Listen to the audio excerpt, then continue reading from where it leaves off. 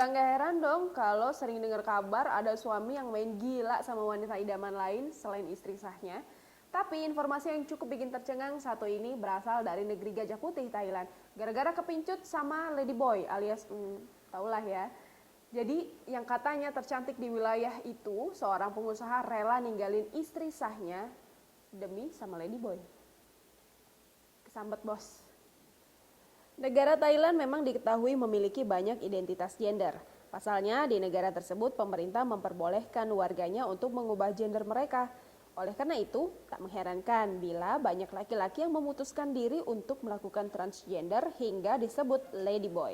Dilansir dari sosok.id, pengusaha tajir yang berasal dari Cina tersebut bernama Bao.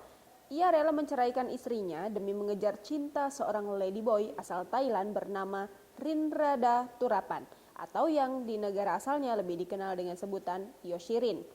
Yoshirin menjadi ladyboy tercantik lantaran berhasil menyabet 2 penghargaan bergengsi. Pada tahun 2017, Yoshirin menang dalam ajang Miss Tiffany Universe. Setahun kemudian, tepatnya pada 2018, ia kembali mengikuti kompetisi kecantikan Miss International Queen dan keluar sebagai runner-up.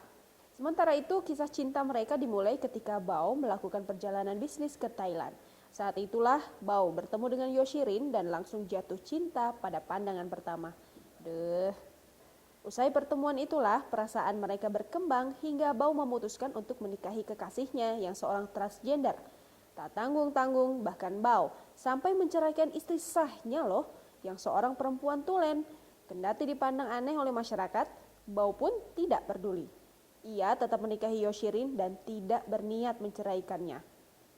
Di sisi lain, dilansir dari intisari.grid.id, banyak fakta ladyboy di Thailand yang sebenarnya tidak seindah seperti yang dibayangkan.